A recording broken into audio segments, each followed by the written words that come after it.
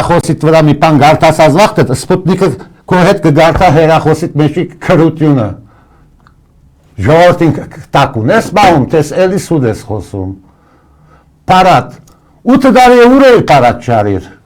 8 տարի է մի հատ ազատամարտիկ մեծ արել ես, ինչ ես արել 8 տարվա մեջ, ընտրությունները հասան, պարատը օգտագործում ես քո ընդրարշավի համար, երեկ էլ Գաթողգոսը քեզ պատասխանեց, ամենայն հայոցը երեկվա իր հարցազրույցում, ինքներ իրա գողքից ընդրարշավ ըրավ,